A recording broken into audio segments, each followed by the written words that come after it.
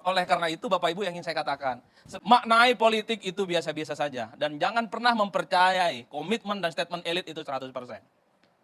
Bacalah elit politik itu sebaliknya. Kalau elit politik hari ini bicara tentang ideologi itu adalah politik yang diletakkan atas idealisme perjuangan, bahwa politik itu adalah penuh edukasi, itu hilangkan per hari ini.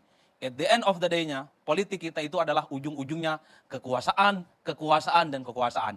Politik kita ujung-ujungnya itu adalah yang kalah berkoalisi, jadi menteri, dan jadi menteri. Atas nama Indonesia Raya dan Indonesia Maju. Lalu kemana para pemilih kita? Pemilih kita wassalam dan ditinggalkan. Saya kalau mendengar dan melihat judul dialog kita, malam hari ini memang cukup luar biasa. Akal-akalan ketua umum partai untuk mendapatkan kursi kabinet. Pertama, kalau saya dari lubuk hati yang paling dalam, dari dulu Bang Karni selalu mengatakan, haram hukumnya itu. Partai-partai politik yang kalah pemilu berkoalisi dengan pemenang. Haram. Pertama, secara ideologi politik, visi dan misi, partai ini selalu bertabrakan kalau mau pemilu. Oh, saya ingat betul visi misi yang dibuat oleh kubu nomor 1 itu, Kak. Bang Barus. Ingat betul saya. Apa yang mereka tolak? IKN. Anies dan Mohaimin ingin bikin ratusan kota-kota maju. Seperti IKN itu yang dianggap sebagai ini penghamburan uang negara. Tidak setuju pindah Jakarta. Sampai partai pendukungnya PKS itu bikin baliho segede Alaihim di depan kantornya itu. PKS tolak pindah ibu kota. Infrastruktur dianggap ugal-ugalan. Demokrasi dianggap terjun bebas. Kok tiba-tiba iman politiknya goyang-goyang? Cocok berkoalisi dengan Prabowo dan Gibran. Dari mana ceritanya, Bang? Kok cepat sekali berubah iman politiknya? Ya minimal ada idah politik. Ya. Idah politik itu ada jeda masa di mana tuduhan-tuduhan terkait dengan kecurangan pemilu, kemarahan yang kalah, itu diendapkan dulu. Jangan di tengah suasana yang sedang berjuang. Bang Refli ini saya tahu persis, sedang berjuang di MK. Bang Bestari berjumpa dengan bosnya Bang Noel. Repot ini barang. Kalau Bang Refli Harun tegak lurus segala macam dengan keadilan, tapi partai pendukung koalisi nomor 1 cari posisi aman masing-masing, termasuk PKB. Habis penetapan, ya soal pemenang pilpres, juga ada silaturahmi politik dan kebangsaan, katanya.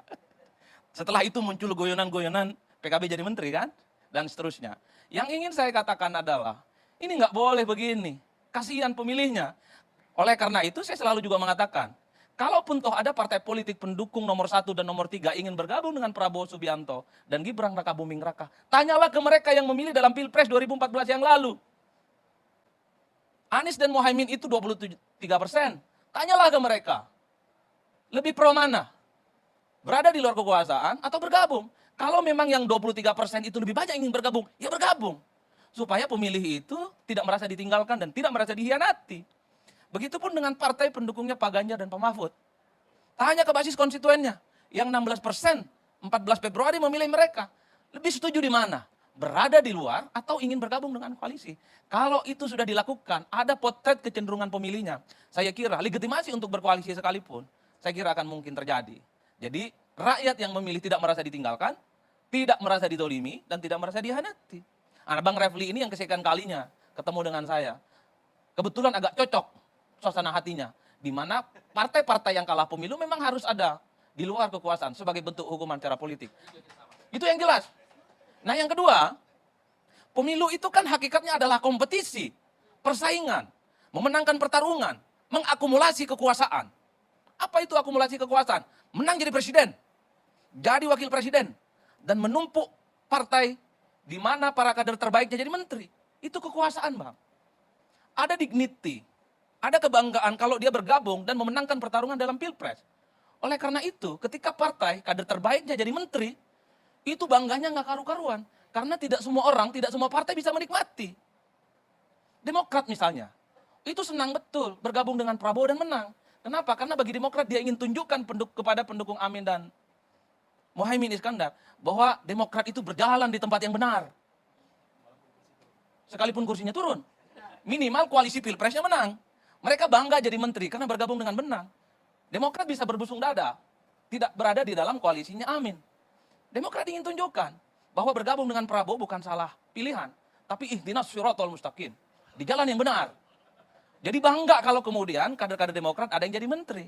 Yang ingin saya katakan adalah, kalau tiba-tiba Demokrat merasa menjadi bangga jadi menterinya Prabowo Subianto, PKB misalnya dapat menteri, Nasdem jadi menteri. Jadi kebanggaannya itu hambar, Bang. Artinya apa? Untuk jadi menteri, tak perlu jadi pemenang. Nggak perlu busung dada kalau hanya ingin jadi menteri. Kalah pun bisa jadi menteri. Atas nama kebangsaan dan atas nama kerakyatan. Kan begitu ceritanya, Bang. Artinya apa? Untuk jadi menteri dan jadi pejabat di negara ini dalam sistem pemerintahan presiden secara langsung, nggak perlu harus jadi pemenang. Cukup atas nama rekonsiliasi. Ya nggak? Betul kagak? Iya dong. Itu yang saya tangkap. Begitupun dengan partai-partai lain seperti PAN, seperti Golkar, ingin tunjukkan kepada yang lain bahwa pilihan politik mereka bergabung dengan Prabowo dan Gibran adalah pilihan yang benar dan mereka sangat layak dan cukup bangga untuk menjadi menteri sebagai bentuk penghargaan atas perjuangan mereka. Kalau tiba-tiba yang kalah juga dapat menteri, kebanggaan jadi menteri itu rasa-rasanya hambar. Jadi nggak mewah lagi jadi menteri gitu loh. Tidur aja dapat menteri kok. Kalah aja dapat menteri kok. Nggak perlu berdarah-darah. Ngata-ngatain itu, oh IKN itu proyek abal-abal. Hilirisasi itu abal-abal. Nggak perlu khotbah-khotbah begitu. Kalaupun toh pada ujung-ujungnya akan berkongsi dalam satu kolam koalisi bersama. Ini begitu jalur ceritanya. Kalau begini ceritanya, apa-apa rangkul-merangkul yang kalah pun jadi menteri. Besok-besok tak perlu ada pemilu. Tak perlu ada pilpres, gantian aja. Betul, saya setuju. Apalagi ketum-ketum partai, elit-elit partai selalu mengatakan bahwa ini adalah kawan lama, sahabat lama, senasib dan persuangan. Apalah ceritanya kalau begini ceritanya pemilu, Pak. Udah gantian aja.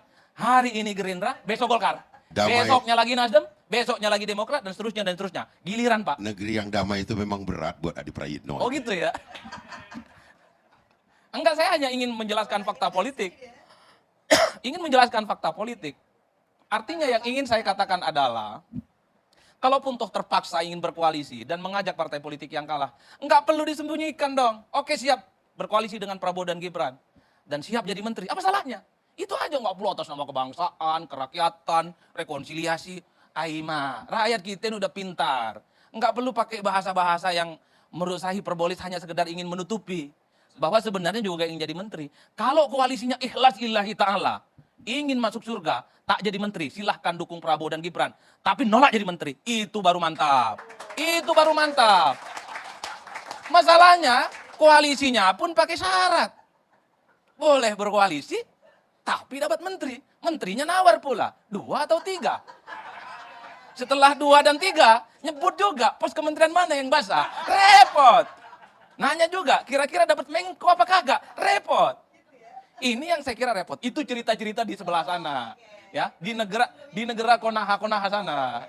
Ini yang saya repot. Oleh karena itu Bapak Ibu yang ingin saya katakan, sebagai sebuah akhir dari khotbah politik malam hari ini ya. Maknai politik itu biasa-biasa saja dan jangan pernah mempercayai komitmen dan statement elit itu 100%. Bacalah elit politik itu sebaliknya.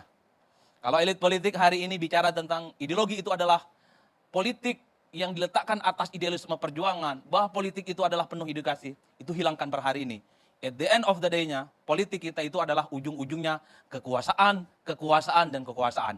Politik kita ujung-ujungnya itu adalah yang kalah berkoalisi, jadi menteri, dan jadi menteri. Atas nama Indonesia Raya dan Indonesia Maju. Lalu kemana para pemilih kita? Pemilih kita wassalam dan ditinggalkan. Demikian, terima kasih. Wassalamualaikum warahmatullahi wabarakatuh.